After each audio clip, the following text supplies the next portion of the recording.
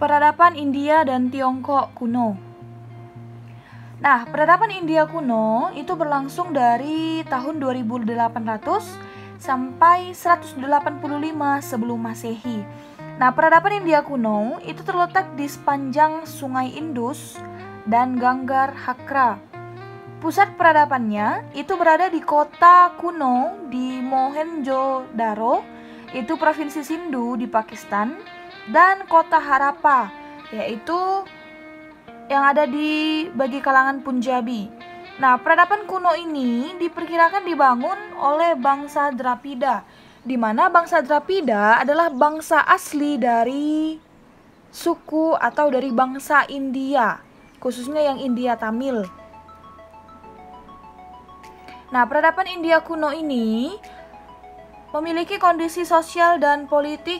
Yang pertama, bangsa Arya itu datang pada tahun 2000 sampai 1500 sebelum Masehi, dan mereka membuat bangsa Drapida akhirnya tersingkir dari rumahnya sendiri, di mana bangsa Arya itu adalah ras asli dari bangsa Jerman saat ini, sedangkan kalau bangsa Drapida itu adalah ras asli dari India Tamil saat ini. Nah, kemudian nanti bangsa Arya lah yang membuat sistem kasta di India, di mana di India dikenal sampai saat ini sistem kasta, yaitu pengelompokan atau pengklasifikasian manusia, penggolongan manusia. Di India terdapat 4 kasta. Ada kasta Brahmana, kasta Ksatria, kasta Waisya, dan kasta Sudra. Di mana kasta Brahmana itu adalah orang-orang yang tergolong dengan golongan pendeta, yang pekerjaannya memang hanya berdoa bagi India. Kemudian ada kasta Ksatria, yaitu yang termasuk dalamnya adalah golongan prajurit dan bangsawan, di mana tugasnya menjaga keamanan dari India. Kemudian kasta Waisya, itu termasuk golongan petani dan juga para pedagang, di mana tugasnya memenuhi kebutuhan India dan juga melaksanakan perekonomian di India. Dan kasta berikutnya adalah kasta Sudra, yaitu orang biasa atau sering disebut sebagai rakyat jelata, masyarakat awam atau masyarakat biasa, yang fungsinya menuruti, mentaati semua aturan yang ditetapkan oleh raja di India pada masa itu. Nah, periodisasi peradaban India kuno itu dimulai dari peradaban di Mohenjo-daro dan Harappa. Kemudian ada zaman Weda yang berlangsung di tahun 1800 Masehi, sebelum Masehi. Kemudian ada zaman Brahmana yang berlangsung tahun 1000 sampai 750 sebelum Masehi. Kemudian zaman Upanishad 750 sebelum Masehi, dan zaman Buddha yang berlangsung dari tahun 500 sebelum Masehi.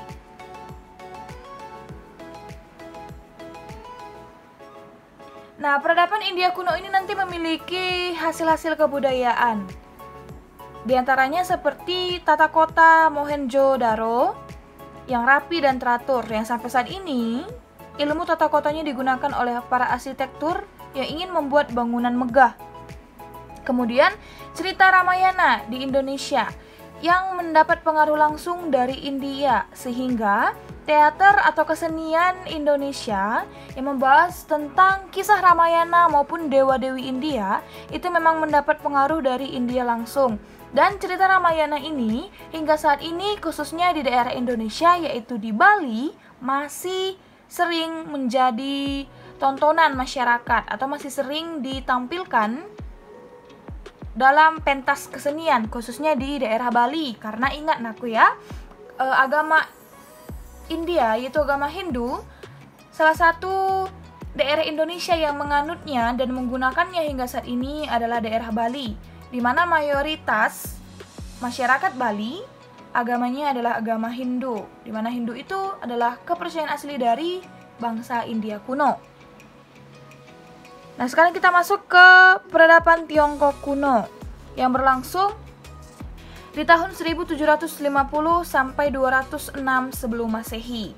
Nah, peradaban Tiongkok kuno itu nanti terletak di daerah subur lembah Sungai Kuning atau Huangho. Terdapat sekiranya 3 dinasti besar di peradaban Tiongkok kuno ini, yaitu dinasti Shang, dinasti Qin, dan dinasti Han. Adapun arti dinasti yaitu garis keturunan. Masyarakat Cina sampai saat ini menggunakan sistem dinasti, yaitu garis keturunan. Biasanya saat ini adalah keturunan kaisar atau keturunan raja pada masa itu.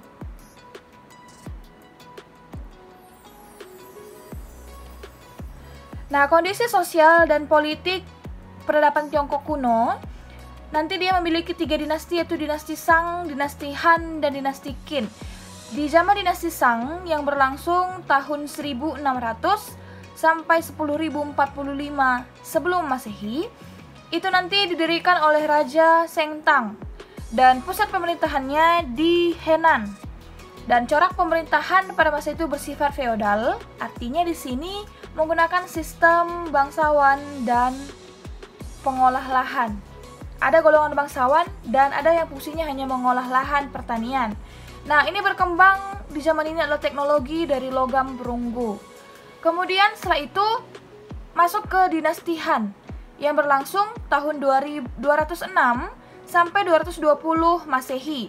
Pendirinya Liu Bang atau Kaisar Gao dan membagi negara ke dalam beberapa negara bagian. Nah, nanti berikutnya ada dinasti Qin yang berlangsung di tahun 221 sampai 205 sebelum Masehi. Titik awal bersatunya bangsa Tiongkok itu terjadi di dinasti Qin. Kemudian yang mendirikan atau berperan penting adalah Kaisar Yinzhang yang nama lainnya adalah Shi Huangdi. Nah, hasil kebudayaan Tiongkok kuno ini merupakan gambar reruntuhan peninggalan dinasti Han di Dunhuang, Provinsi Gansu, Tiongkok, di mana Dunhuang adalah kota penting di jalur sutra. Artinya, ini adalah jalur perdagangan yang sangat strategis pada saat itu. Jadi bukan maksudnya jalur sutra, yaitu angkutan yang dipakai ke daerah Medan, bukan ya. Nah, pada masa Kaisar Hou, kesusastraan Tiongkok itu berkembang pesat seiring semakin lazimnya penggunaan kertas dan tinta. Jadi di zaman Kaisar Hou ini, mulai masyarakat Cina menggunakan kertas dan tinta untuk menulis. Sebelumnya dituliskan di batu. Nah, kemudian rakyat Cina juga mengembangkan seni melukis dan keramik, kain sutra, dan lukisan. Berikutnya mengembangkan gastronomi, yaitu tentang ilmu perbintangan dan ilmu yang ada di tata surya. Selanjutnya akupuntur dan pijat refleksi. Jadi kalau sampai sekarang ada namanya dibuka jasa pemijatan, nah itu mulai muncul di zaman peradaban Tiongkok kuno. Bahkan ilmu pengobatan akupuntur yang menggunakan jarum, yang biasanya jarumnya ditusukkan ke muka, ke badan yang membutuhkan. Ilmu akupuntur itu dari peradaban Tiongkok kuno. Nah, berikutnya ada pengolahan bahan tambang, dan yang terakhir mengembangkan ilmu astronomi untuk pertanian. Di mana maksudnya di sini mereka mulai memikirkan kaitan antara peredaran di tata surya dengan ilmu pertanian. Ini lebih ke kapan tepatnya menanam jenis pertanian sehingga nantinya akan menghasilkan panen yang memenuhi kebutuhan Cina pada saat itu. Misalnya kalau menanam wortel berapa lama, menanam cabai berapa lama maka panen, atau menanam jagung. Nah, seperti itulah kalau kita kaitkan dengan keadaan ekonomi yang ada di masyarakat saat ini. Nah, peradaban Tiongkok kuno memiliki 3 sistem kepercayaan. Ada dia Konghucu yang sampai sekarang menjadi agama dominan khususnya bagi rakyat Tiongkok. Kemudian ada Lause dan Mingse. Nah, kalau ajaran Konghucu itu berkembang pada dinasti Han. Inti ajarannya ini adalah hubungan yang selaras antara raja dan rakyat, ibarat hubungan ayah dan anak. Ajaran ini sangat mengedepankan sikap pengertian dan menghormati orang tua. Itu ajaran Konghucu. Nah, berikutnya ada ajaran Lause. Ajaran Lause dikenal dengan nama Taoisme. Ajaran ini berisi semangat keadilan. Manusia menyerahkan diri kepada nasib yang telah digariskan atau takdir dan kesejahteraan. Kalau ajaran Lause itu mengajak kita untuk hidup berdasarkan takdir yang sudah ditetapkan sama pencipta. Kemudian ada ajaran terakhir Mengse. Nah, Mencius adalah murid Konghucu. Ia mengkritik ajaran Confucius yang membenarkan segala tindakan raja. Akhirnya, ajaran Mencius mengatakan jika seorang raja melanggar hukum, maka harus diperingatkan dan dapat diturunkan dari tahtanya. Jadi kalau ada yang namanya kudeta atau penggulingan di peradaban Cina, itu berlangsung dari ajaran Mengse, sistem kepercayaan Mengse.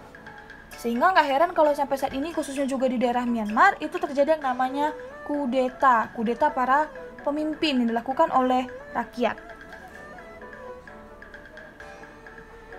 Nah, berikutnya pengaruh peradaban Tiongkok terhadap kebudayaan Indonesia.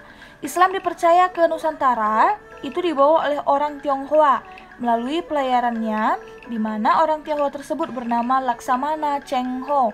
Jadi sampai sekarang juga mayoritas masyarakat Indonesia menganut agama Islam, itu ada peran penting dari Laksamana Cheng Ho, yaitu orang yang sering berlayar ke daerah Indonesia. Kemudian makanan-makanan Indonesia banyak mendapat pengaruh Tiongkok. Mungkin seperti kalau di Indonesia saat ini ada yang namanya mie pangsit, kemudian kue bakul, manisan. Nah, itu kan diambil dari pengaruh Tiongkok atau Cina. Kemudian penggunaan uang kepeng dan seni lukis pada keramik.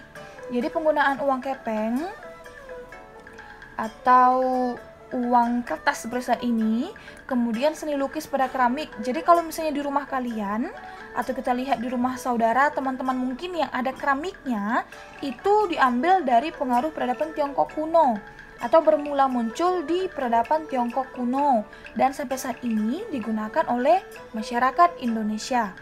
Kemudian gaya berbusana Tiongkok pun memengaruhi gaya busana di Indonesia. Mungkin seperti pakaian-pakaian Cina, pakaian tradisionalnya atau pakaian tertutupnya, motif-motifnya, seninya, seni ukir, seni batik, seni lukisan dalam pakaian juga digunakan masyarakat Indonesia saat ini. Dan yang terakhir ada keramik Tiongkok yang menggunakan teknik glasir. Nah, itu dia kalau pengaruh peradaban Tiongkok terhadap Indonesia.